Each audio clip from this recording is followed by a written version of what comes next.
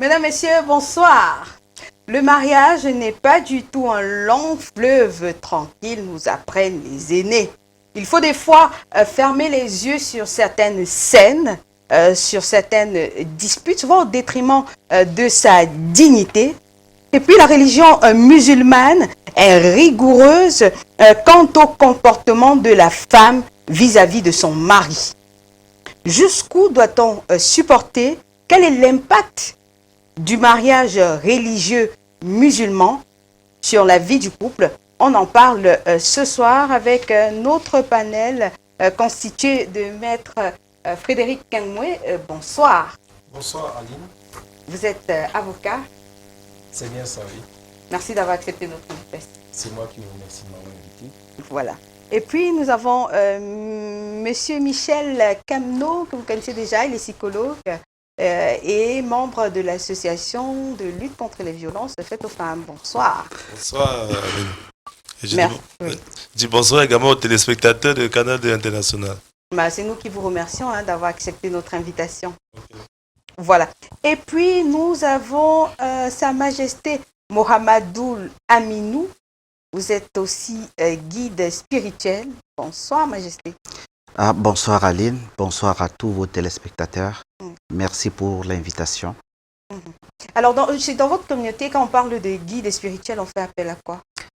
Guide, c'est celui qui a reçu les enseignements et qui peut apporter l'éclairage selon les préceptes de l'islam. Voilà.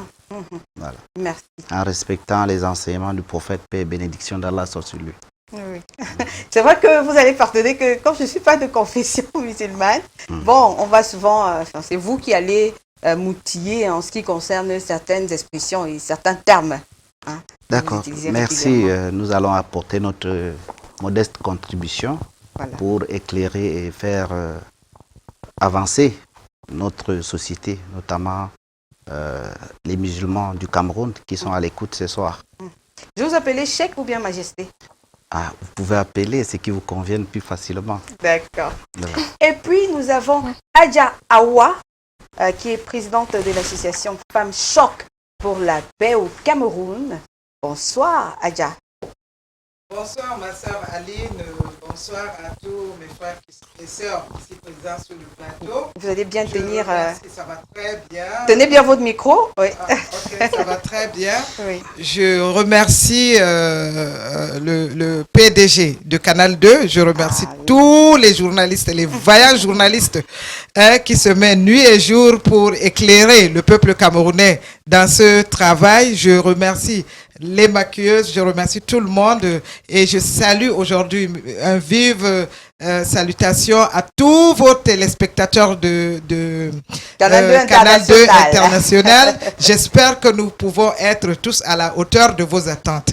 Et je demande à tous nos frères et sœurs ici au Cameroun, dans les 10 régions du Cameroun, nous vous prions de vous protéger. Le coronavirus n'est pas une blague. Je vous en prie, protégeons-nous, protégeons nos familles, protégeons les fonds de nos parents qui sont au village. Ne blaguez pas, il y a danger. C'est pas parce que le gouvernement a dit ouvrez les bars. Nous sommes en train de voir les gens qui viennent sans masque, sans rien, s'asseoir dans on ne veut pas qu'un seul Camerounais meure. Donc avant d'entrer vraiment dans nos vifs sujets, je tiens à avoir debout jusqu'à la fin de l'année 2020 et après même 2020 que tous les Camerounais soient en vie et en santé. Et nous saluons tous les efforts du gouvernement, nous saluons les efforts du Premier ministre, nous saluons ici présent les efforts du ministre de la Santé, Manaou Damalachi, pour tout ce qu'il fait, chers grands frères, chers frères. Merci beaucoup à vous et merci au SG, le Lamido, Alim Hayatou Garga, pour tous ces efforts. Merci et bon début du carême à tous les Camerounais, à tous nos frères et sœurs. Merci infiniment au président de la République, au couple présidentiel. Bon confinement. Alors, Adja, vous n'avez jamais pensé à être, par exemple, DJ? C'est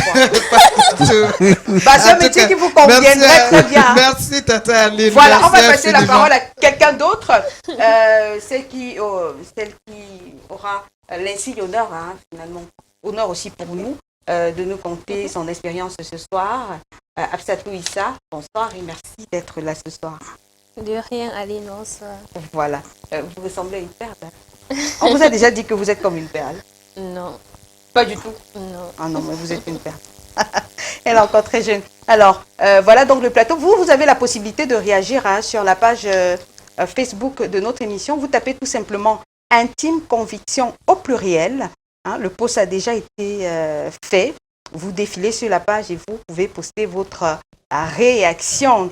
Et alors, avant de débuter, on va faire le point sur les cas sociaux donc, de la semaine dernière. Hein. Alors, il s'agissait de Antoinette et Honorine, auxquelles nous avons ajouté Angèle. Vous vous souvenez, Angèle, c'est la dame qui, par la force de ses bras, avait confectionné un WC de ses propres mains pour que ses enfants puissent faire leurs besoins.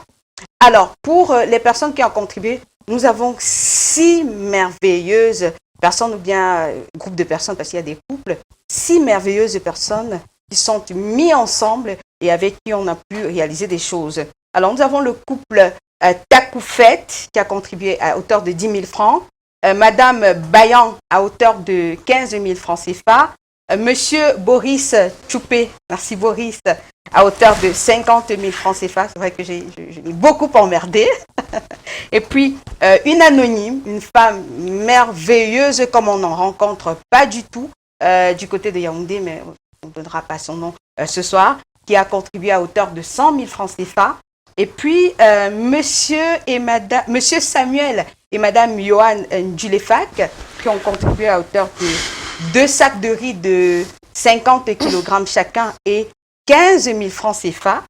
Et puis, monsieur Walter et Madame Yolande Kouadiake, qui ont contribué à hauteur de 112 000 francs CFA. Donc ça, c'est pour un total de 287 000 francs CFA. Alors, comme vous pouvez voir en image, Antoinette, voilà, qui a été équipée de sorte qu'elle puisse déjà s'installer à son propre compte, puisqu'elle a affirmé qu'elle pouvait vendre, par exemple, de la nourriture. Nous sommes rendus chez elle, elle n'avait elle n'avait rien du tout. Hein, rien du tout. Donc, parmi l'équipement qui a été fait, donc vous pouvez voir tout ce qui est visible, voilà, sur la véranda. Là, on venait d'arriver parce que j'étais au four et au moulin dans les marchés. Alors, en plus, nous l'avons donc équipé. C'était très important parce qu'elle parlait d'aller louer le congélateur ailleurs pour garder de la nourriture et tout ça. Donc, voilà, on a pu l'équiper d'un mini frigo pour pouvoir garder les vivres, entre autres. Hein. Et puis, on a eu Honorine. Honorine, c'est la maman des jumeaux, voilà, qui a reçu des denrées alimentaires, puisqu'elle voulait effectuer une activité qui nécessitait beaucoup trop de moyens, ce qu'on n'avait pas finalement. On n'a pas encore la possibilité, il fallait tenir sur une semaine, on n'a pas la possibilité d'ouvrir un magasin, c'était pas possible. Et c'était pas possible aussi pour elle de mener l'activité qu'on lui a proposée, donc on lui a rapporté des vivres. Est-ce que ce sera possible pour voir vous allez pouvoir voir les images de la descente qu'on a pu effectuer chez Honorine du côté de Bonaberry. Donc les images sont disponibles. Et puis vous vous rappelez donc de Angèle, on en a parlé. Angèle qui était très contente. Ouais, vraiment, à ces 6 personnes-là, vraiment, merci.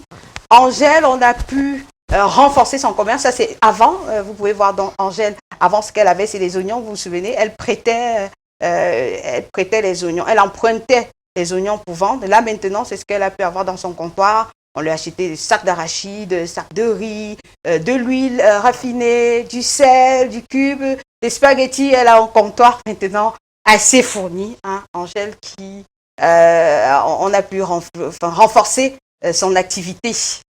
Et il y a donc tout à l'heure dans les cours de 18h, donc on a ce téléspectateur, Hervé Noël, hein, qui aimerait qu'on donne que son prénom. Hein. Hervé Noël qui a envoyé 20 000 francs CFA qui seront remis. Ça, c'est quand on était chez la mère des jumeaux.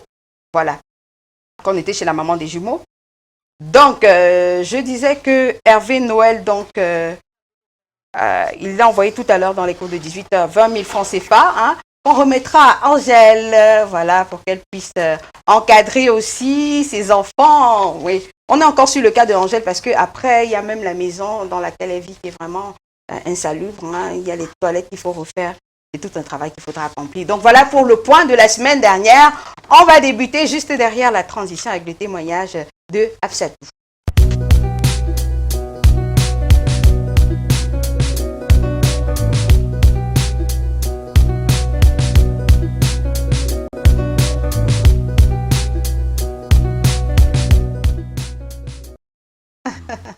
Voilà. Alors, on va débuter avec vous, Absatou, ça va aller? Oui. C'est rare comme ça d'avoir des jeunes filles qui acceptent de s'exprimer voilà, sur les violences qu'elles ont subies. Vous êtes mariée, vous aviez quel âge? 20 ans. Mais quand vous êtes mariée, vous en avez 18 ans. Oui. Ouais. Alors, comment est-ce que vous êtes connue? Pardon? Comment est-ce que vous avez connu votre ex-amoureux? Je rentrais de l'école. Oui. Oui. Je rentrais de l'école, je l'ai croisé à la maison. Il était accompagné d'une des tantes que j'avais. C'est là qu'il m'a croisé. Après, il est rentré, il a envoyé sa tante vers ma maman pour demander qui je suis, est-ce que je suis sa fille ou pas. Oui. Alors, et puis, au bout de combien de temps vous a dit j'aimerais que tu sois ma femme? Le lendemain, il est venu me voir à la maison pour me parler de ce qu'il ressent pour moi. Et moi, je lui ai dit, tu peux pas me dire tu m'aimes le jour au lendemain comme ça, tu viens le lendemain pour me dire que tu m'aimes, tu veux m'épouser. Là, tu as menti. Il a dit, ok, avec le temps, ça va aller. Nous sommes restés pendant 5 mois à 6 mois. Oui. Et il vous a fait sa demande? Oui, il m'a fait sa demande. C'était comment? Il vous a offert une bague? Non, il m'a pas offert une Qu'est-ce bague. qu'il vous a dit? Il a envoyé sa famille. Ils sont venus rendre visite à mon papa pour demander ma main. Et vous saviez que la famille arrivait? Oui. Il vous avait dit? Ah oui. Il vous avait dit quoi? Il m'a dit, est-ce que je suis prête pour qu'il envoie sa famille vers ma famille? J'ai dit oui, il n'y a pas de souci. Il a envoyé ses oncles, ils sont venus voir mon papa pour en parler de ça. Oui. Il ne vous a pas offert une bague? Non. Ah, vous n'avez pas réclamé une bague? Non, je n'ai pas réclamé. D'accord. Alors, vous avez effectué le mariage religieux musulman, vous avez été aussi à l'état civil. Après, à partir de quel moment est-ce qu'il a commencé à dégamer, je veux dire, à mal se comporter? C'est quand j'étais enceinte, quand j'ai porté son enfant dans mon ventre. Alors, un jour, vous découvrez qu'il y a une autre femme à la maison, vous veniez... Quand j'ai découvert qu'il y avait une autre femme chez moi, c'est quand j'avais déjà couché. Je suis rentrée chez nous pour élever l'enfant parce que chez nous, on dit quand tu es enceinte, tu peux rentrer à la maison, tu accouches et tu rentres aussi chez toi. Après l'accouchement, après 40 jours. Dans plusieurs communautés. Oui. Et comme moi aussi, j'avais la clé de chez moi, je suis allée là-bas sans prévenir pour nettoyer la maison parce que je devais rentrer. C'est là que je vois mon ex-mari était là avec une autre femme, avec les amis, tout ça. Et vous avez réagi comment? J'ai mal pris, mais moi, je ne lui ai pas parlé. Heureusement que j'avais les témoins, parce que chez nous, on dit, quand il n'y a pas les témoins, on ne prend pas la parole. J'étais là avec mes frères et mes soeurs. Tous, ils ont vu ce qui s'est passé là-bas. Alors, c'était sur le lit conjugal? Oui. Et des fois, vous dites qu'il ramenait ses amis? Oui, il ramenait ses amis. Coucher sur le lit? Sur le lit, oui. Il ramenait ses amis. Je venais trouver ses amis hommes. Et je venais trouver aussi femmes. Couchées dans ma chambre, sur mon lit. Et après, dès que la fille me voit, elle se lève, elle va au salon. Mais elle ne part pas, elle reste là. Moi, je pars, je les laisse. Oui. Et puis, et comment il vous explique le fait que ses amis soient couchés sur votre lit? Moi, je ne lui ai pas posé la question pourquoi. Il ne me donne pas d'explication. Oui. Et à quel moment est-ce que vous avez reçu le premier coup? Le premier coup, c'était avant ma grossesse. Quand il rentrait tard la nuit, je lui pose la question, tu sors d'où? Là, il va me dire, là, c'est pas ton problème. Il me gifle, il me tabasse, il me jette. Et comment la première fois vous avez réagi? La première fois, c'était quoi? C'était une gifle? C'était un coup de poing? Un coup de C'était pied? une gifle. Et comment vous avez réagi? Ah, j'ai supporté, j'ai pas dit à mes parents. Non, je lui ai dit, il vous a giflé. Qu'est-ce que vous avez fait? Vous avez rendu? Non, j'ai pas rendu. Vous avez fait quoi? Non, j'ai pas rendu. Je suis juste allée dans la chambre me coucher. C'est tout. Je l'ai laissé au salon. Vous avez pleuré? Oui. J'ai pleuré pendant toute la nuit. Il s'est excusé? Non. Est-ce que vous en avez parlé à votre famille? De ce que vous subissez, ce que vous Oui, j'ai vivez? parlé à ma maman. Oui. Elle m'a dit, elle va l'appeler, elle va essayer de parler avec lui. Qu'est-ce qu'il y a, qu'est-ce qui ne va pas. Oui. Et? Après, et elle lui a appelé, je ne sais pas quelle raison il a donné à ma maman. Ma maman m'a demandé d'être calme, je supporte, tout va passer, il va changer. Oui. Mais à un moment donné, vous avez dû avoir marre. C'est à quel moment que vous avez eu marre? Qu'est-ce qui s'est passé? C'est après que même malgré avec mon état, ma grossesse, il continue à faire ces choses. Il venait toujours avec les amis, femmes, hommes, il me tabassait, tout le monde. Donc, c'était la pagaille chez moi. Les gens dans la cuisine, je ne peux pas, tout le monde mange, on me laisse, j'arrange, je ne peux pas, je nettoie malgré avec mon état, malgré avec ma grossesse. Là, j'ai dit à ma mère, je ne peux pas supporter tout ça. Et je suis même tombée malade. Il me laisse, je suis couchée. Quand il me gifle, je tombe évanouie. J'appelle souvent même ma voisine. C'est ma voisine qui vient m'aider avant que ma mère arrive ou bien mon papa. Et ce jour-là, c'est vous qui avez pris vos affaires, vous êtes parti? Oui, ce jour-là, j'ai pris ce qui est nécessaire. Je suis rentrée à la maison. C'est après que ma famille sont allés chez moi pour ramasser les choses. Ah, votre famille était d'accord que vous partiez? Et oui, ma mère était d'accord. Et dans la communauté, après, les gens n'ont pas bavardé? Si les gens ont bavardé, les gens critiquaient, non, j'ai fui le mariage, ils ne voulaient pas me marier, je manquais le respect à mon mari, j'ai fui le mariage avec l'enfant, tout ça. Et sa famille disait que non, l'enfant n'était pas son enfant, que l'enfant n'appartient pas à mon ex-mari. Heureusement, quand j'ai accouché, l'enfant ressemblait à mon mari. Ah, mais ça va, je veux dire que ça n'a pas de sens. Mais après, comment on se sent quand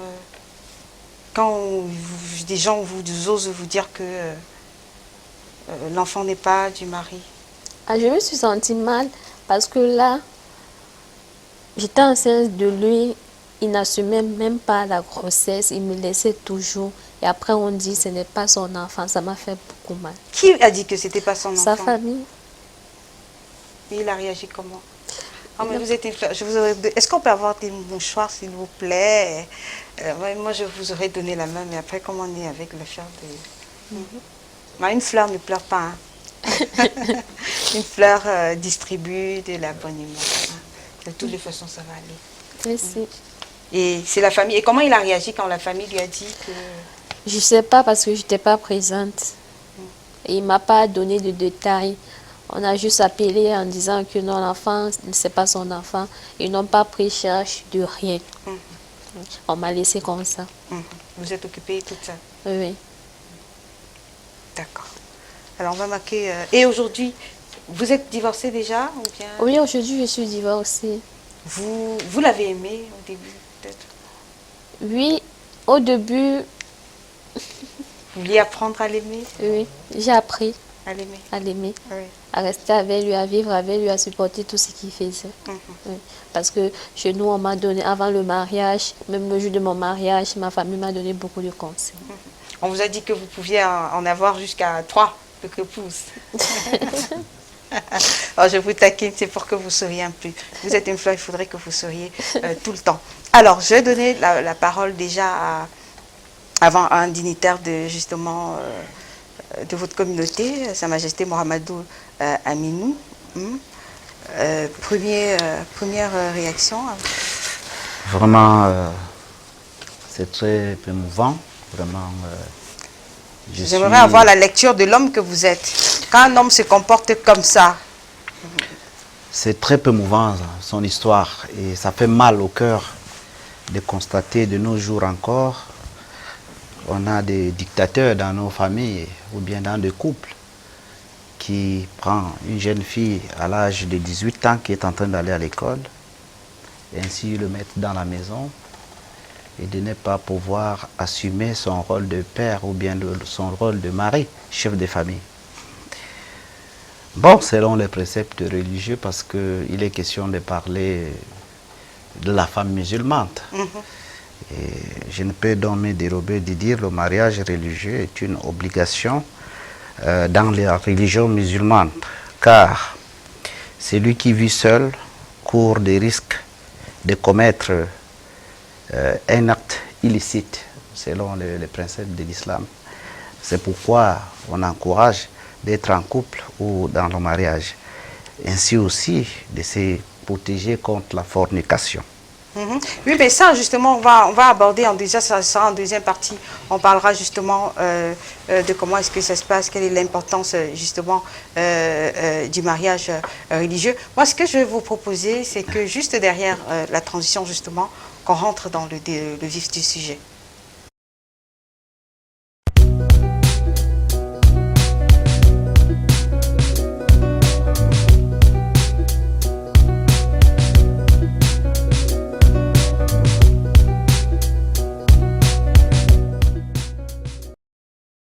Alors, moi, je m'en vais donner déjà la parole à une dame, encore honneur aux femmes aussi, hein, Adja Awa, hein, qui ne va pas nous faire le DJ cette fois-ci, hein, s'il vous plaît. Alors, dites-nous, quand une jeune fille va en mariage, parce que vous faites partie des sages de la communauté musulmane, quand je parle des sages, c'est ces dames qui ont un certain âge et qui conseillent les filles qui vont en mariage, comment est-ce que vous préparez les jeunes filles sur le plan de qu'elles vont aller en mariage? Merci, ma sœur Aline, parce que déjà, coutumièrement, nous, les musulmans, tu es né dans une famille où tu trouves les mamans, parce qu'avant, presque tous nos parents sont des polygames. Et d'abord, l'enfant grandit en regardant, c'est-à-dire la première personne sur qui tu dors sur les pieds, c'est sur les pieds de la femme de ton père, qu'on appelle ici marâtre ou belle-mère. Oui. Et donc, il n'y a pas cette histoire de jalousie et tout. Donc, dans l'harmonie et la paix, le père est en même temps, pas seulement le mari de ses épouses, mais il est le grand frère, il est le père, il est le meilleur ami. Parce que quand il rentre, il est dans la cour avec toutes ces femmes-là, on ne s'en rend même pas compte que c'est le mari. Toi-même, tu es souvent l'enfant, tu grandis, tu es perdu. Tu comprends? Donc, l'enfant grandit déjà, les mamans t'inculquent dans la tête que la jeune fille d'ici peu, puisque d'ailleurs les autres mariages se forment dans la maison. Parce que vous voyez, c'est-à-dire la meilleure vie que nous avons appris avant, auprès de nos parents, c'est qu'un enfant qui est né dans un quartier, c'est l'enfant de tout le quartier. Quand l'enfant sort, même le petit voisin, le vieux voisin d'à côté là, il peut te taper si tu fais une bêtise, parce que il ne va pas demander la permission à ton père ou à ta mère.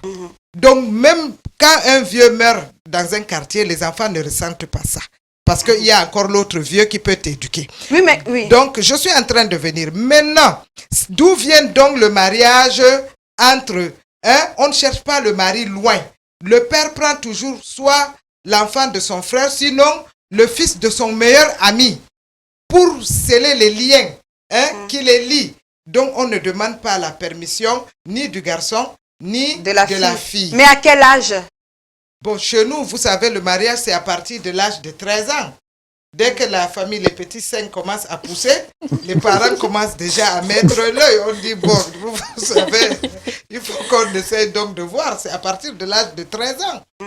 Parce que, bon, avant, vous savez... Mais après, à 13 ans, ça va rester religieux, mais pas civil.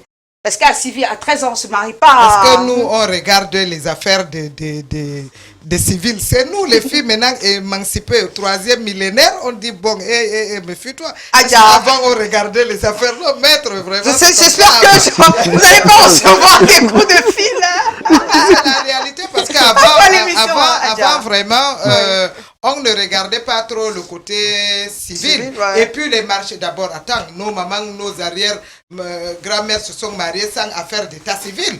Hein? Aujourd'hui, le monde est devenu tellement égoïste. Le mari compte sur le bien de la femme compte sur le bien du mari. Donc le mariage, c'est devenu pas une histoire d'amour. La majorité, je dis pas tous les mariages, hein, la mais majorité. qu'est-ce que vous... Oui, donc mais... c'est pour ça qu'aujourd'hui, l'histoire du mariage, quand tu vois tous les jours, de toi à moi, Aline, tous les mariages qu'on scelle le samedi là, est-ce que c'est le vrai mariage?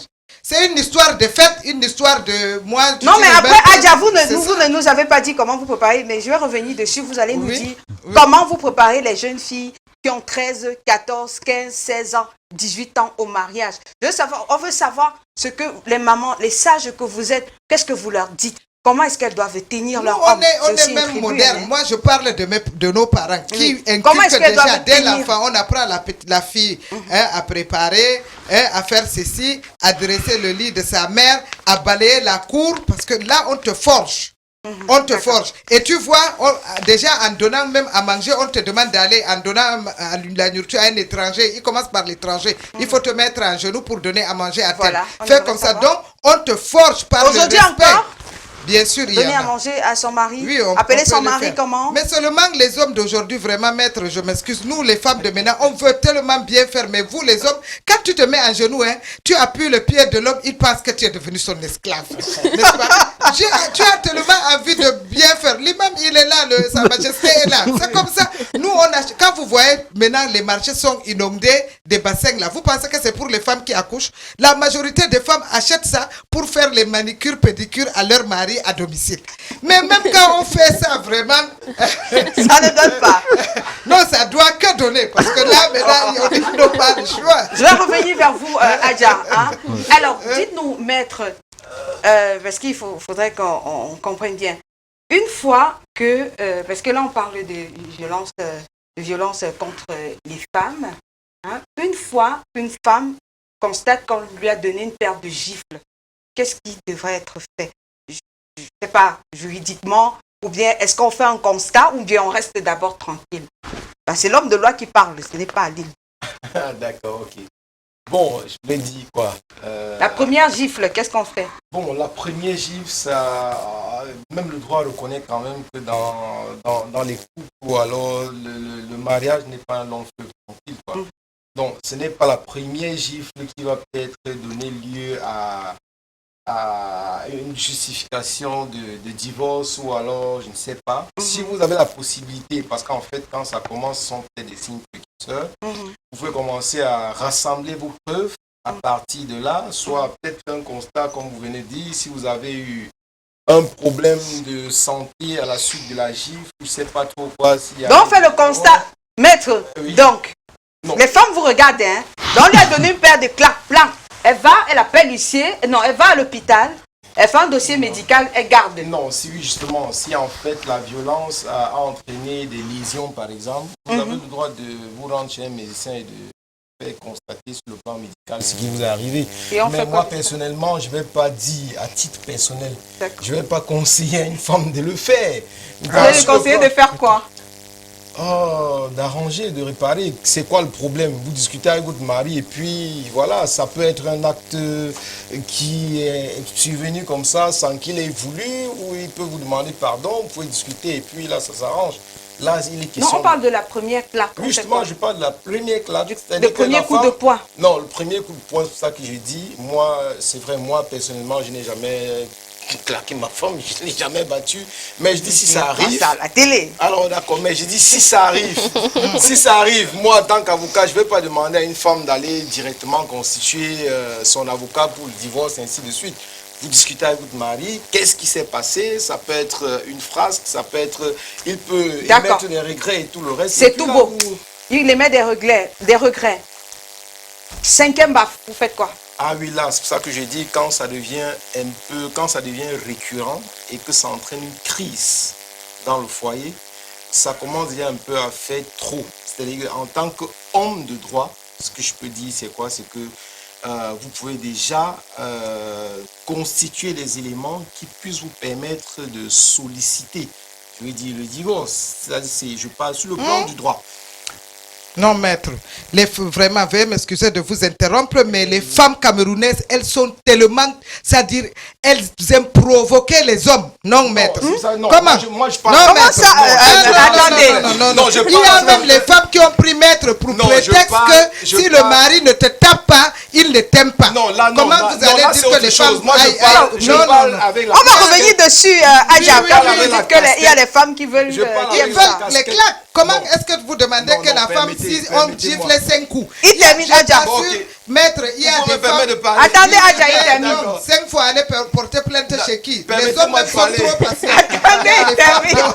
Adja, attendez C'est qu'il de termine. ça à problème. Non, voilà ce que je Terminé, veux dire. Adja. c'est quoi. Ressemble un peu, Moi, hein. je parle, je parle ici. Là, je prends la parole en tant qu'avocat.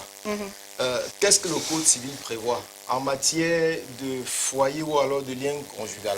Les sévices peuvent constituer une cause facultative de divorce. Ça veut dire que quand il y a des sévices, et ça c'est ce que vous venez de dire, une fois, 2 fois, 3 fois, 4 fois, et quand il y a des blessures qui surviennent, alors vous pouvez saisir le juge pour ces raisons qui va apprécier. Est-ce que ces sévices entraînent un ralentissement ou alors une rupture du lien conjugal? Est-ce que la vie conjugale devient intolérable à la suite, vous comprenez un peu, Oui. de ces gifles peut-être répétés? Voilà. Le juge va apprécier souverainement. Ça veut dire que c'est une cause facultative. Il n'est pas lié par ce que vous dites en ce qui concerne les sévices. D'accord, mais après vous nous direz aussi, parce qu'il y a des sévices qui ne sont pas que corporels, il y a des sévices qui refusent de manger, ils refusent de faire son devoir conjugal, hein. Il vous dit que il vous fait des tortures, de la torture psychologique Non, à justement, outrance, en fait- ramener des gens dans le lit. D'accord, oui, oui. Aline, En fait, c'est l'homme ou c'est la femme? Vous Bah, dites non, c'est- amener les gens On dans parle le lit, ça, des c'est hommes. autre chose. Alors, je vais d'abord donner, avant Adja, je vais d'abord donner la parole au psychologue qui est là, Michel Camneau, qui a beaucoup à dire hein, sur cette question aussi. Alors, vous avez des femmes comme ça qui sont, et qui sont victimes de violences et qui ont quand même reçu une certaine éducation religieuse qui demande une certaine soumission à l'homme. Qu'est-ce que vous leur dites? Mais déjà, quand vous parlez de la soumission à l'homme, c'est écrit dans le Coran, c'est appliqué par la société musulmane. Mais il faut savoir que la société musulmane est l'une des plus organisées. Plus organisée parce que même avant le mariage, ce que le chef tout à l'heure n'a pas encore dit, Adja non plus, c'est qu'il y a toujours un système de parrainage. Avant que la jeune fille ou le jeune garçon n'aient un mariage, il y a un système de parrainage qui leur permet, en cas de crise, de pouvoir se retrouver, d'évoquer ce qui est arrivé et de voir comment on peut arriver à une solution sans que ça n'aboutisse forcément au divorce. Bon, naturellement, la vie en couple, lorsqu'il y a des crises comme celle-là, des bastonnades, des violences conjugales, sur le plan psychologique, ça déstabilise surtout la personne qui est la plus faible, dont la femme. Parce que l'homme souvent est dans ses gonds et tout ça. Mais la femme qui a une certaine conception de ce que c'est que le mariage, de ce que c'est que son mari qui devait être le protecteur de la famille, quand elle va se retrouver en train de subir les coups, petit à petit, ça détériore l'idée qu'elle a du mariage. Et comme disait mais tout à l'heure, c'est des causes facultatives qui finissent par porter un coup à la relation commune, à la vie commune. Ça finit par détériorer la relation d'amour qui est censée fonder le mariage.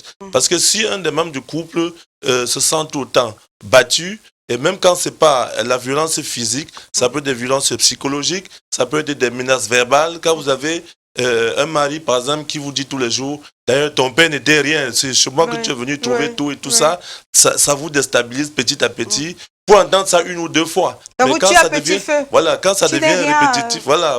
Hein, à tu force vaux quoi sans moi? Voilà, tu vaux quoi sans moi? D'ailleurs, quand je t'ai pris chez vous, tu valais pas dessous, ça déstabilise et finalement, vraiment la personne vulnérable qu'est la femme dans la situation du mariage, parfois elle ne sait même pas à quel sens se vouer.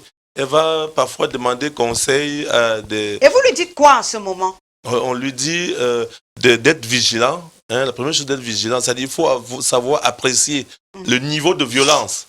Et ça, c'est pas le plus facile pour elle. Oui. C'est pour ça qu'à un certain âge, Comment le on système, mesure la violence? voilà, le système de parrainage est important. Pour avoir un parrain avec qui on discute, un parrain qui a la maturité émotionnelle, qui sait comprendre les problèmes de vie de couple, qui vit lui-même en couple, Parce que ça peut pas être... Oui, mais après, si vous avez un parrain ou une marraine qui est aussi en arrière sur certains principes, ça craint. Ça devient compliqué. Voilà. Alors, Sa Majesté Mohamedoul, dites-nous, oui, les préceptes religieux, le Coran est assez rigoureux en ce qui concerne l'humilité que la femme doit vis-à-vis de son époux.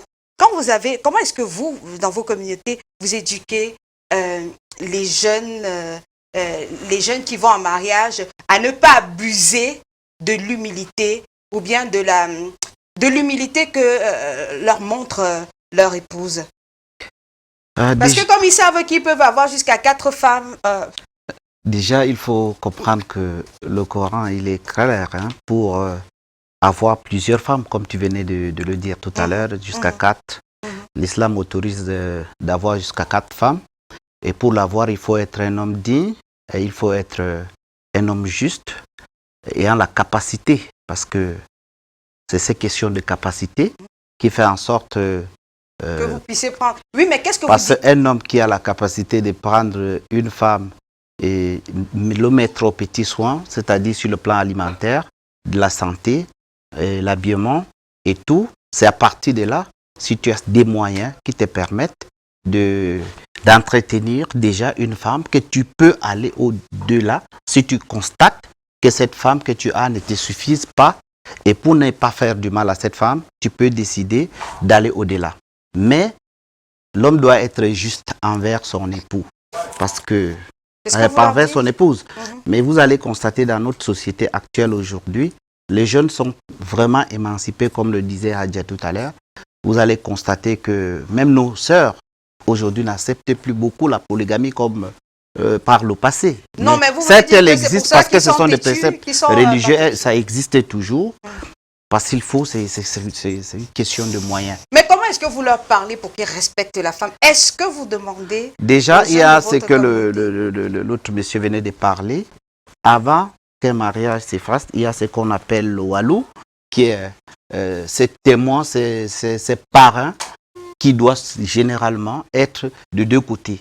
L'homme doit avoir quelqu'un sur qui il doit mettre, comment dirais-je, toute l'humilité, quelqu'un qui le parraine, qui le respecte. Oui, mais ce n'est pas ça toujours ma question. Ma question que je veux savoir, c'est ce que vous êtes guide spirituel. Hein? Oui. Qu'est-ce que vous leur dites? Est-ce que vous leur dites, vous devez chérir votre femme? Est-ce que vous leur dites des fois, quand elle rentre, il faudrait masser les pieds de madame? Est-ce que vous leur dites, ne profitez pas de la naïveté, ne profitez pas de la timidité de vos femmes? Est-ce que vous déjà nous avons des enseignements très riches chez nous les musulmans. On peut s'enrichir de l'expérience de notre guide, le guide qui est le prophète, paix et bénédiction d'Allah soit sur lui, le prophète Mohammed, lui-même qui a épousé une femme qui était même supérieure en lui en âge et qu'il a aimé, dont l'amour existe même en islam. Et c'est toutes ces histoires très bien élaborées dans les hadiths et dans le Coran qui encouragent l'homme de chérir sa femme et de l'aimer avec un seul cœur. D'accord. Sans intérêt. À partir de là, ces jeunes sont souvent forgés pour que, quand ils rentrent dans la vie sentimentale, qu'ils aient d'abord l'idée de respecter les lois et les règlements de l'islam qui encouragent à ne pas forniquer, à ne pas aller faire des actes ignobles hors du foyer, c'est-à-dire de préserver leur corps dans un esprit serein et de respecter les lois divines. D'accord. Alors, Aya, vous disiez que aujourd'hui les jeunes filles sont trop émancipées. Moi, ma sœur Aline, je ne peux pas m'attarder seulement sur les femmes violentées, parce que nos hommes aussi sont violentés par les femmes têtues. Ça existe, non, ça existe. Dans la communauté, même dans votre communauté. Parce que nous sommes des femmes qu'on dise que non, c'est seulement nous, vraiment, les hommes nous tapent, nous-mêmes, les femmes, nous sommes têtues. Il y a les femmes qui restent là, qui cognent même, qui battent les hommes. Tu comprends? Vous je en prends connaissez, le cas Adja? de ma fille là. Non. Oui, moi je suis une bagarreuse. Hein. Moi, mon mari le connaît. Il n'y a pas à dire. C'est-à-dire, il y a. Il s'appelle Je comment? sais respecter. Bon, regardez la caméra. Vous lui dites que vous l'aimez. Mais il sait que je l'aime. Je lui fais un gros bisou, bisou, chérie. Il le sait. Je sais le respecter et je sais aussi prendre ma femme de. Mais je. Il va aimer que vous disiez à la télé que vous êtes bagarreuse. Hein? Non, il sait parce que lui-même c'est un bagarreur. Hein? Il le sait. Mais il sait que je sais masser, je sais appuyer, je sais tout faire que ce que la petite là n'a pas respecté ce que ses parents lui ont dit. Non. C'est pour ça. Non, Adja, Aline, c'est ma fille. C'est ma nièce. Écoute, je vais lui dire. Aline, je ne veux pas accepter ça parce que, écoute, Adja. on apprend. Non, c'est ma fille. Je vais lui dire une chose. Écoute bien. Aline, ne prends pas ça. Non, Adja, ce n'est pas à la télévision. Non, okay. Adja, ce n'est pas. J'arrive sur les cas donc des jeunes on filles. Parle en général. Ok. On parle en général. Mais je vais donc dire l'éducation que nous, les parents, on donne. Vous comprenez que nos parents nous ont donné. Chaque fille, elles le savent. Notre frère religieux est là. Quand on amène une petite en mariage, d'abord, vous savez que chez nous, on amène d'abord les valises, les rouges à lèvres, les soutiens-gorge et tout dans les valises du mariage. Ouais. Il y a un griot qui est là le jour du mariage, avant qu'on amène la fille chez ses parents. Ou quand on amène, dès qu'on amène la fille chez l'homme, le premier jour qu'on l'amène, que le mari doit découvrir le visage de sa femme devant tous ses amis et toute la famille, le griot vient, il se tient. Voilà les mots que le griot dit. Il est payé pour ça. Et on dit à la jeune fille, ne ramène pas ton mari mangeur au tourne-dos. Parce que comme on t'a amené en mariage, voilà, il y a les sacs de riz, il y a à manger, il y a tout. Ne ramène pas ton mari regardant. Parce que dans ta valise, il y a le rouge à lèvres, il y a le crayon, il y a tout. Il y a les habits. Il ne faut pas que ton mari sorte le matin, il revient, tu entres dans la cuisine avec les mêmes habits, il rentre, tu sens encore les odeurs du bois de la cuisine. C'est pas normal, il faut te laver, il faut te changer. Ne reste pas à faire ceci, tu oublies ton mari. Nous avons un rôle, nous les femmes. C'est-à-dire un mari qui passe toute sa journée, le pauvre. C'est-à-dire nos hommes ne travaillent que pour nous les femmes, il faut le comprendre aussi. Le gars, il sort dehors, il ne pense même pas à sa famille. Il va travailler, dès qu'il revient, la moindre chose, Aline, c'est qu'il vient, il trouve que la nourriture est prête. Et que quand il arrive, qu'il trouve une femme qui l'accueille avec un sourire. N'est-ce pas? Il faut tout faire pour que ton mari puisse t'aimer. Mais les jeunes filles de maintenant, elles vont d'abord imposer l'homme à engager une bonne à la maison. C'est la bonne qui doit servir le... Hey, Jacqueline, patron est là. Il dit oui maman, elle vient mettre la table. Jacqueline, elle ne cherche même pas à savoir est-ce que la sauce là est bonne. Est-ce que ça a plu à mon chéri Coco? Mon chéri, comment tu as passé ta journée? Oh viens, je te... Il n'y a rien du tout. J'espère qu'après vous allez prendre la belle fille comme Aline dehors, elle commence déjà à s'affoler. Ah non, pas dehors.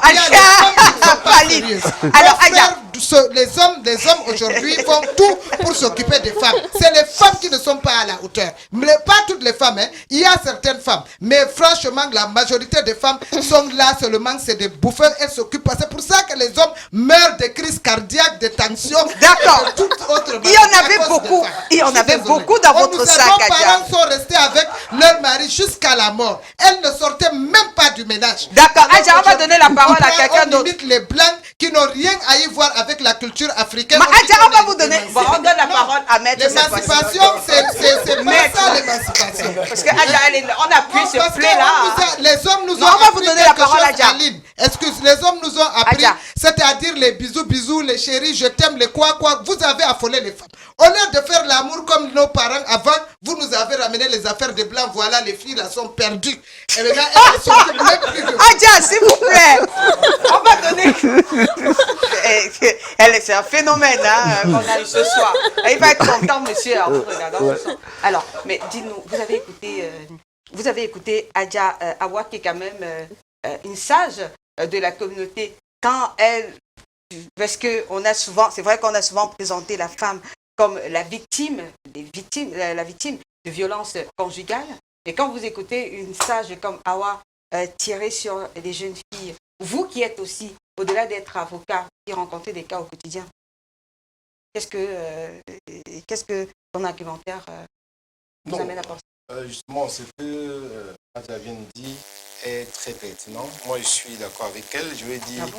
si on avait peut-être une association des défenseurs des hommes ou alors des violences faites aux hommes, je pense qu'elle serait peut-être la présidente. Parce que là, mais dans tous les cas, c'était un peu pour blaguer, mais je pense qu'elle a raison. En fait, sur le plan de la loi, il n'y a pas justement de distinction entre les victimes. Donc, que ce soit homme-femme, c'est-à-dire que si la femme est victime d'adultère, elle peut solliciter le divorce. Si l'homme est victime d'adultère, il peut en faire pareil sur le plan civil. Mais à quel moment est-ce que vous tenez compte des données communautaires liées à la religion? Voilà, il faudrait peut-être arrondir les angles. Est-ce que vous en tenez d'ailleurs compte? Non, non, le juge, disons, en fait, on a catégorisé en fait les causes ou alors les éléments qui peuvent donner lieu à divorce. Le juge est lié dans certains cas, où on ne va pas parler de religion, que ce soit la religion musulmane, que ce soit la religion chrétienne, n'importe quoi. Nous avons deux hypothèses. Il y a quand il y a adultère, quand il y a condamnation à une peine infamante, voilà, on appelle ça les causes péremptoires de divorce. Le juge est lié en fait. Il est obligé de prononcer quand les faits sont avérés. Maintenant, dans les autres cas, parlons des sévices, c'est à ce moment que le juge va apprécier. Vous êtes de quelle religion, ainsi de suite, vous sortez de quelle communauté. Il va apprécier parce que ce sont des causes facultatives. Comme elle vient de dire tout à l'heure, on a des contrées où, par exemple, la femme ne se sent à l'aise quand elle est battue par le mari. Donc, vous comprenez qu'un juge, quand il sait... Pas. Oui, oui, bien sûr, chez les... Je sais pas, c'est chez on va pas stigmatiser. D'accord, ok, oui, bon, d'accord, ok. On va donc, pas vous comprenez? Donc, mais je veux dire que quoi, vous avez... Donc, le juge prend en compte tous ces paramètres et il apprécie. Donc, c'est pour ça que la loi dit, pour les causes facultatives, il faut qu'il se rassure que ce qu'on lui a présenté rend intolérable le lien conjugal ou alors insupportable. À ce moment-là, il va apprécier. Mais vous avez écouté tout à l'heure, Adja dit qu'on amène les filles en mariage à partir de 13 ans, oui. Hein, des fois 14, 15, 16. Oui. Sur le plan civil, non, sur le plan civil, non, sincèrement, ça, sur le plan civil, ça n'a rien à voir. Sur le plan civil, aucun mariage ne peut être célébré si la fille est mineure de 15 ans, sauf dispense exprès du président de la République. Si le garçon est mineur de 18 ans. Donc, voilà peut-être un peu, je vais dire quoi, les injustices. Pour la fille, 18 ans. Oui, oui, mais en fait, je vais dire que c'est une position qui, aujourd'hui, est réglementaire. Non, non, qui est réglementaire. Moi, je parle le droit. Maintenant, je peux peut-être avoir les associations, mon appréciation. Ok, mais il faut comprendre qu'aujourd'hui, avec l'avant-projet du Code de la famille, on a aligné l'homme et la femme au même niveau. C'est-à-dire quand ça va rentrer en vigueur, justement, parce qu'au niveau international, on a l'âge nubile, c'est 18 ans. Donc, il n'y a plus de discrimination entre la femme ou l'homme. Donc, quand on va faire rentrer le Code de la famille en vigueur, donc on aura dans le même niveau l'âge nubile qui sera dedans de 18 ans. Non, mais pour le moment, à l'état actuel, on a 15 ans pour la femme sur distance, 18 ans. Alors moi, je m'en vais justement poser la question à Sa Majesté Mohamedoul. Pour la fille, on a jusqu'à partir de 13 ans et autres. Le garçon, il se marie à partir de quel âge? Déjà, chez nous, l'homme peut se marier à partir de 15 ans. Oui. Il faut comprendre que chez nous, c'est autorisé quand, sous l'accompagnement justement des parents et par la décision aussi qu'on tient compte de la jeune mariée. Est-ce que vous ne pensez il n'est pas forcément comment dirais-je, de façon obligatoire. On tient compte toujours des avis des jeunes filles et de jeunes garçons. Voilà. D'accord. Alors, est-ce que vous ne pensez pas que ces problèmes aussi de couple peuvent aussi être liés à l'âge d'immaturité? Oui, ce problème peut être ainsi décliné sur plusieurs facteurs. Il y a ces facteurs liés à l'éducation. Parce que c'est pourquoi j'ai accepté d'être ici pour encourager à nos parents d'envoyer nos enfants à l'école. C'est très important parce que quand on constate bien, quand l'homme et la femme ont une certaine éducation, ont une certaine réflexion qui les permettent parfois de réfléchir et parfois de faire des très bonnes propositions à leurs parents. Donc l'âge en lui-même n'est pas un grand problème. Pour nous, selon nos règles établies par l'islam, quand tout le monde est consentant, on peut engager et mettre des témoins, tout simplement. Alors, je pense que tout à l'heure, on va prendre la vidéo d'un téléspectateur, vous allez écouter, qui donne son avis justement sur la question de ce soir, quel est l'impact du mariage religieux musulman sur la vie du couple. On regarde et puis on se retrouve juste derrière pour la suite. Bonsoir Aline et bonsoir à tous les invités sur le plateau. Moi, je dirais tout simplement que le mariage religieux musulman peut avoir un impact négatif sur la vie du couple si et seulement si les conjoints n'ont pas librement consenti leur union. Parce que vous constatez dans certaines familles musulmanes qu'on impose le mari de la femme ou alors la femme du mari. Mais si les conjoints consentent librement leur union, je pense qu'ils peuvent vivre pleinement leur amour sans qu'il y ait de problème.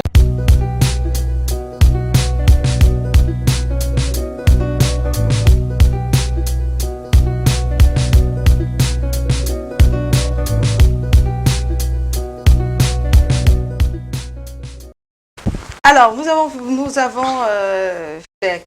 accueillons sur ce plateau Adja Aïchatou Ali. Bonsoir. Bonsoir madame, bonsoir tout le monde du plateau. Est-ce que, vous me dites, parce qu'après je ne connais pas les us et coutumes, est-ce que vous pouvez reculer un peu le foulard pour que le micro soit... non, voilà, voilà, vous n'avez pas trop dénudé votre épaule. Alors, quand on dit Adja, pour que les gens comprennent, parce qu'ils ne vont pas comprendre pourquoi il y a Adja ici, Adja là-bas, quand est-ce qu'on vous appelle Adja? Qu'est-ce que ça veut dire Adja? Oui, c'est juste Adja. Chez nous, c'est la coutume, c'est la religion également. Notre religion est musulmane.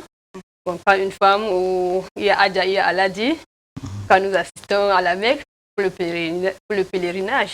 Ah, d'accord. Il y a certains rituels qu'on accomplit. Oui. Et à partir de là, vous devenez Adja. Vous devenez Aladi. Ah, vous êtes Aladi aussi? Ah, pas encore. Ah, pas encore. Vous êtes déjà allé à la Mecque? Oui. Ah, d'accord, Adja aussi. Voilà. Alors, vous avez écouté tout à l'heure, il y a un téléspectateur qui aimerait savoir qu'en est-il du mariage forcé en ce moment dans votre communauté? Le mariage forcé à ce moment. Il y en a beaucoup, vous avez écouté Adja Awa tout à l'heure. Bon, le mariage forcé à ce moment, comme vous le dites, c'est pas... il n'y a pas trop de mariage forcé en ce moment, vu que les jeunes filles et les jeunes garçons ont l'esprit ouvert. Nous avons déjà les jeunes bien éduqués, très bien éduqués actuellement. Donc c'est quand on est mal éduqué qu'on va en mariage forcé? Non, pas mal éduqué. Vous savez qu'avant, peut-être que il y a peut-être que nos enfants, les enfants n'allaient pas trop à l'école civile. Avant, oui, bon, on n'avait pas trop, bon, on acceptait trop les conseils, je ne sais pas. Bon, aujourd'hui, les enfants partent à l'école, ils n'acceptent pas les mariages forcés. Avant, un parent peut seulement dire, bon, on t'envoie, j'ai mon ami, un papa peut dire, bon, j'ai un ami avec qui je veux te faire marier et épouser son fils. On t'envoie juste sans ton consentement et tu acceptes. Aujourd'hui, les yeux sont ouverts avec les jeunes filles aujourd'hui et les jeunes garçons, les yeux sont ouverts. Le parent ne peut même pas affronter l'enfant pour lui dire que bon, je t'envoie en mariage. Alors, si vous avez un parent comme Adja, il faut réfléchir à deux fois. Alors, dites-nous, quand vous recevez des femmes victimes de violences et qui ont justement été envoyées en mariage forcé, quel est le discours que vous tenez à ce moment, Michel Camneau? Oui, déjà, je voulais, avec votre question, relativiser un peu ce qui a été dit tout à l'heure à propos du mariage des filles à 13 ans et 15 ans pour les garçons. Parce que j'ai personnellement enquêté dans certaines sociétés musulmanes. Et il en est ressorti que dans certaines sociétés où une fille peut se marier à 13 et le garçon à 15 ans, comme ils subissent l'accompagnement des parrains que je disais tout à l'heure, bon, comme ils sont accompagnés, quand ils sont accompagnés par les parrains que je disais tout à l'heure, alors même si les deux sont mariés sur le plan religieux, ils ont des règles qu'ils doivent respecter. Par exemple, ils ne peuvent pas encore faire des rapports sexuels, d'autant que les deux les accompagnent progressivement vers cet acte. Oui, donc... peut-être quand ils ne s'aiment pas ou quand ils ont été imposés, peut-être. Oui, Vous parfois c'est dans croyez, certains cas de mariage forcé, mais c'est certains cas également de mariage qu'on peut dire précoce. Hein, quand il y a des cas de mariage précoce, il y a un accompagnement qui les amène tranquillement à assumer leurs responsabilités maritales, que ce soit sur le plan sexuel, que ce soit sur le plan du respect à donner l'un vis-à-vis de l'autre. Ils s'entendent dans la communauté où j'ai enquêté, ils s'entendent par exemple pour que malgré le mariage, que la fille et le garçon continuent à aller à l'école.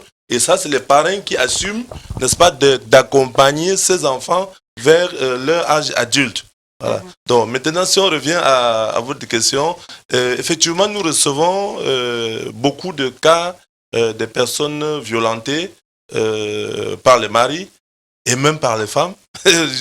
Adja le disait tantôt tout à l'heure, on reçoit beaucoup de cas violentés, mais ces cas, on s'efforce à notre niveau de rétablir par la conciliation, par les conseils, n'est-ce pas, le lien d'amour qui doit exister dans un amour, dans un mariage normal. Parce que sans ce lien d'amour qui unit, qui amène l'un à respecter l'autre et à respecter, n'est-ce pas, le fruit de leur mariage, n'est-ce pas, que sont les enfants. D'accord. Voilà, donc... on va aller au pas de course, on a plus que quelques minutes. Dites-nous, est-ce que le fait qu'on ait les preuves de ce que c'est qu'un mariage forcé ou bien un mariage arrangé, est-ce qu'on peut divorcer facilement? Je voulais même dire quoi, techniquement, si nous sommes dans une hypothèse de mariage forcé, on dit qu'il y a eu défaut de consentement. Et le consentement est une condition de validité du mariage. Vous comprenez, si vous avez été forcé. On va plutôt parler de nullité. Ça veut donc dire qu'on considère que ce mariage n'a jamais existé. Le consentement. Même si on a signé à l'état civil? Oui, si vous avez signé, il suffit de rapporter la preuve de ce que votre consentement a été vicié, par exemple. Donc votre tata Adja, par exemple, vous a imposé ce mariage. On vous a tenu de force et on vous a ramené dans la maison d'un homme, vous y avez... Voilà. Et tout. Et dans ce cas, vous rapportez seulement la preuve de ce que c'est forcé. D'accord. Voilà. Et puis là, vous pouvez demander, donc vous pouvez signer en nullité du mariage. Là, c'est même pas le divorce. Parce que quand on parle de divorce, il faut que le mariage ait été valable. D'accord. Voilà, il faut qu'il y ait effectivement un mariage valable d'après les conditions prévues par la loi. Et là, le juge a l'obligation, par exemple, quand vous le saisissez, si c'est le juge de droit écrit, c'est-à-dire juridiction de droit moderne, il a l'obligation de se soumettre à une phase de conciliation préalable avant de rentrer en plein dans la procédure de divorce. Alors, Adja, il y a beaucoup, ça veut dire que vous arrangez beaucoup de mariages nuls. Moi, je suis d'accord avec Maître. Parce que vraiment, Maître, je ne suis pas d'accord. Là où je ne suis pas d'accord avec Maître, c'est que ces filles que vous venez de dire, maintenant, mariage arrangé là, il y a des filles bandites forcées là. Il y a des filles, des familles bandites dehors. Des escrocs. C'est-à-dire... Maître, ils vont prendre la dot d'un homme. On demande à chaque homme de payer une dette d'abord très, très, très colossale. Et on demande ceci, cela, on amène les habits. Chez nous, comme je t'ai dit, il y a même des mariages de 350 valises. Le gars va finir tous ses fonds dans les banques. Sa famille. Attends, oui. Non, on arrive, Maître. On arrive, Maître. Je suis avec vous. La fille de Trouy, maintenant, elle vient. Elle entre dans le mariage. D'abord, quand elle vient, elle dit qu'elle n'aime pas l'homme, d'accord? Mais elle porte quand même les bijoux du gars. Elle porte les habits de l'homme. Si Adja lui a dit que tu aimes. Non, si tu n'aimes pas l'homme, tu n'aimes pas, c'est bien. Il ne faut pas aller porter ses habits, ses sous-vêtements. Tu portes tout ce que l'homme a donné. Après, c'est-à-dire, il y a des femmes qui sont spécialistes dehors, des parents aussi qui sont des voyous dehors, qui escroquent les jeunes hommes dehors. C'est-à-dire, ils vont vider tous les garçons, nos jeunes frères dehors. Vous dites des choses sans contraire, Adja. Non. Vous avez dit tout à l'heure qu'il y a des mariages où on arrange, on ne doit pas aller loin. La famille est à côté, hein, c'est le frère de l'ami de tel, et c'est arrangé. Oui, ça c'est arrangé. Je suis en train de dire, il y a aussi un autre modèle de troisième. Forcé. Non, attends, ça c'est ce que certaines disent, ma chérie. Je suis désolée. Voilà, Maître, il est là, il lui-même parle du divorce. Tous les jours, on divorce. Et tous les jours, ils viendront vous dire que c'est... On m'a forcé, après avoir mangé les biens du gars, après avoir tout pris, toi, tes parents, vous venez dire qu'on a... Quand ils ne veulent pas, c'est leur stratégie et c'est leur technique de, n'est-ce pas, de bouffer le gars jusqu'à l'os. Le gars vient voir ses parents, il divorce, il faut encore faire le mariage avec un autre. Si c'est parti, c'est fini avec Amadou, ils vont chez Hamidou. Après, c'est l'autre. Une seule femme, elle fait plus de 10 mariages, elle escroque les gars du début. Cette femme-là mérite le fouet. Maître, il n'y a pas de divorce. Moi, je dis à vous et les hommes du tribunal, apprenez à aller mettre les caméras dans les maisons des gens.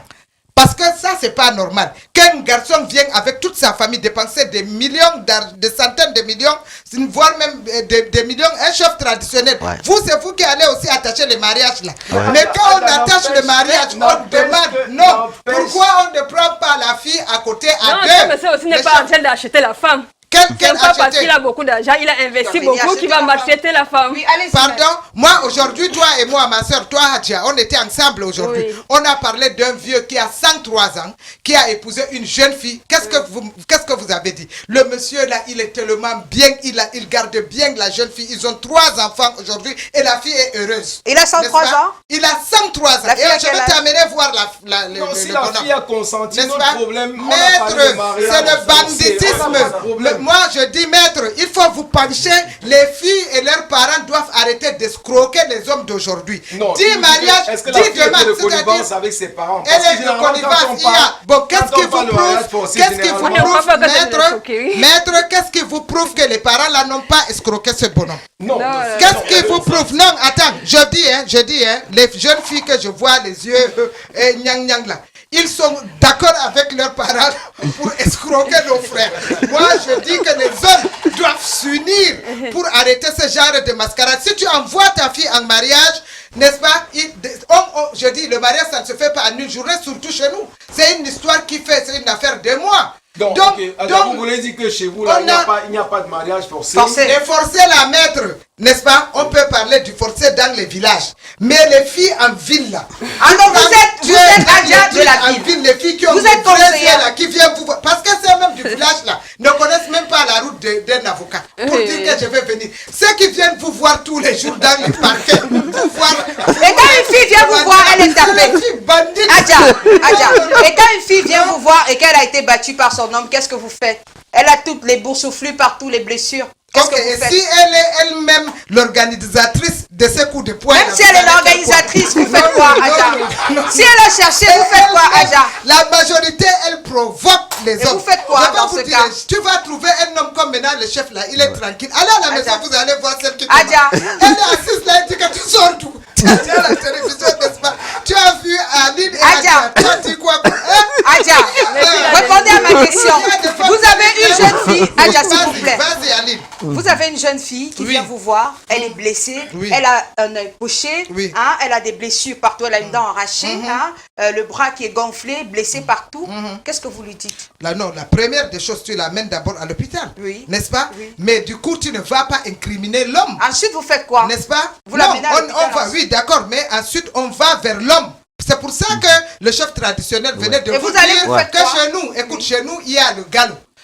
Pour qu'on arrive à un divorce, il y a les deux côtés, ma chérie. Il y a les deux côtés. Et si elle a cherché, qu'est-ce que vous faites? S'il lui a fait faire une fausse couche, si elle a provoqué, si elle a parlé, si elle lui a mal parlé. D'abord, je dis, écoutez aussi le côté de l'homme. On ne dit pas que tous les hommes sont nuls et parfaits. Même moi, je ne suis pas parfait. Je ne veux pas dire que il y a des moments où c'est moi-même qui attaque aussi l'homme. Ça arrive. Quand il a raison, il a raison. Quand il a tort, moi aussi j'ai raison. C'est comme ça, mais je dis bien, il y a des incidents qui arrivent, qui sont vraiment regrettables. Ça arrive, ça arrive. On voit même certaines femmes qui perdent leur bébé, même leur vie. Et qu'est-ce que vous faites dans les coups? Moi, je dis non. Dans ce cas, il faut d'abord aller chercher de l'autre côté pour comprendre d'abord. Si ça n'arrive pas jusqu'à un cas de vie, n'est-ce pas? Si c'est sur ces blessures, allez d'abord voir. Est-ce qu'on a besoin de comprendre la violence, maître? Oui, bien sûr. Non, c'est maître, c'est Hadja. Voilà, maître. Si tu dis à maître, lui, dans leur cadre de l'école, on les a dit, amenez les convocations, arrêtez les hommes, fouettez les divorcés, enfermés. Mais les femmes viendront toujours. Et tu sais pourquoi ils vont toujours voir maître? Je vais te dire, il y a plein de femmes bandites ici. Elles créent les problèmes pour prendre les biens de l'homme. Souvent même en complicité avec certaines personnes. S'il vous plaît, Hadja, Non, Maître, non, vas-y. On va non, prendre non, je voulais dire en matière de violence, puisque c'est peut-être le thème un peu récurrent, bien le thème central. En matière de violence, ce qu'il faut comprendre, c'est quoi? C'est comme j'ai dit au départ, en fait, sévices violents. Parce que comme on a dit tout à l'heure, les sévices, c'est quand c'est moral. Violence, c'est quand c'est physique, généralement. Ou les injures. Donc, il faut comprendre que dans ce cas, le juge, déjà quand vous avez saisi le juge a l'obligation, comme je viens de dire, de procéder à une tentative de conciliation. Et c'est donc justement dans son cabinet, quand il discute avec le couple, qu'il essaie de comprendre les raisons pour lesquelles on en est arrivé là. Donc, il a l'obligation d'essayer d'abord de concilier le couple. C'est quand il n'y parvient pas qu'il dresse son procès verbal de non-conciliation et on rentre donc dans la procédure de divorce. Et à ce moment, le juge du divorce apprécie les faits. Il apprécie, donc il n'est pas obligé de suivre la demande en divorce. Ça veut donc dire que si la situation est telle qu'on ne peut pas franchement trouver de solution, il est obligé donc de prononcer. Et là, il apprécie souverainement les faits. D'accord. Alors, qu'est-ce que vous dites aux hommes, Ah oui. en particulier de la communauté, voilà, Aux hommes violence, aux femmes? Vraiment, j'invite les hommes de pouvoir dialoguer, parce que dans le couple, c'est d'abord dialoguer. Si je comprends, Hadia, elle est bien émancipée. J'aurais aimé voir beaucoup de mes sœurs avoir cette capacité d'expression et en même temps de comprendre leur environnement. C'est parce que Hadia a été à l'école, c'est l'exemple à copier pour pouvoir montrer que demain, nous aurons, nous aussi, des filles qui vont être à l'aise dans leur foyer et sans crainte auprès des parents. Et pour les jeunes, c'est de les dire, selon la loi islamique, vous avez droit à prendre plusieurs femmes. Mais il y a entre guillemets, ça dit prendre plusieurs femmes ne veut dire pas que vous n'êtes pas juste, vous n'avez pas la capacité d'être juste auprès de votre première épouse. Ça ne sert à rien d'aller en prendre une deuxième qui va vous apporter beaucoup de maux de tête et vous allez devenir violent auprès de cette femme et ainsi commettre des péchés qui sera irréparable selon la loi islamique. C'est pourquoi vous allez constater dans des pays musulmans, dans des pays arabes, par exemple, il est difficile de voir des musulmans qui ont plusieurs femmes. C'est beaucoup plus des abus aussi qui se fait ici dans le septentrion. Oui, mais après, il y a beaucoup, et l'Afrique. Il y a beaucoup d'abus aussi dans ces pays arabes, même s'ils ont une seule femme. Voilà, il faut donc condamner tout ce qui est abus et encourager tout ce qui est bien. Adja, Aïchatou, 30 secondes pour sortir. On a terminé. Oui, moi j'appelle juste les hommes et les femmes de supporter, d'apprendre à supporter le mariage. Parce que le mariage, il faut la supporter. L'homme ne doit pas toujours... Oh, c'est dommage qu'on termine déjà. Vous alliez nous dire comment est-ce qu'on supporte. Oh là là. Oui. L'homme n'est pas là pour... La femme n'est pas là pour être battue, pour être battue à chaque fois. L'homme doit toujours battre sur la femme, l'homme doit toujours battre sur la femme. Non, c'est pas ça le mariage. Il ne faut pas toujours... Il faut savoir comment supporter la femme doit également supporter l'homme. Vous allez vous entretenir ensemble pour pouvoir supporter donc le mariage. Bam, il faut supporter. Alors, rapidement aussi, Michel Camneau. Oui, ce que je voudrais dire en guise de conclusion, c'est que le mariage religieux, c'est bien, mais la femme qui est généralement fragile dans le foyer doit ajouter à ça des garde-fous qui peuvent être le mariage civil, c'est-à-dire l'acte de mariage. Parce qu'en cas de problème, il n'y a pas que le côté de la religion qui peut les protéger et les orienter vers une solution. Il y a également les lois de la République dans lesquelles nous tous nous sommes installés qui doivent pouvoir apporter une solution. D'accord. 30 secondes aussi, maître, avant qu'on ne passe à Adja. Parce que si je passe à Adja avant vous, c'est mort. D'accord, merci. Donc, pour conclure, en fait, puisque moi j'étais là pour défendre un peu la position de la loi. S'il vous plaît, on va couper. Oui, personnellement, moi je ne suis pas pour le divorce. Je suis pour la stabilité. Et personnellement, moi, ce que j'ai fait, c'est quoi? Je rejette les cas de divorce. C'est-à-dire qu'il faut peut-être qu'il y ait péril de la vie de quelqu'un pour que moi j'accepte. Donc, généralement, moi, je suis pour la conciliation. Donc, quand je reçois un cas, ce que je fais, c'est que je tente d'abord un peu comme le juge, d'essayer de voir dans quelle mesure je peux concilier. C'est à défaut, donc, ou s'il y a peut-être risque de mort, donc, voilà, que je peux aller peut-être. Mais à défaut, moi, je rejette. Bon, moi, pour ma part, ici, moi, je dis que c'est terminé. Hein? C'est Adja qui va conclure. Nous, on va se retrouver lundi comme ça à 21h30. Adja, on va se retrouver peut-être sur les plateformes et on aura le plaisir de vous recevoir une autre fois. Merci infiniment, Aline. Et je dis un beau mariage jusqu'à la fin de la vie de tous les couples. Oui. Et nous attendons ceux qui vont venir. Et je fais un gros coucou à mon chéri Coco. Voilà, c'est terminé.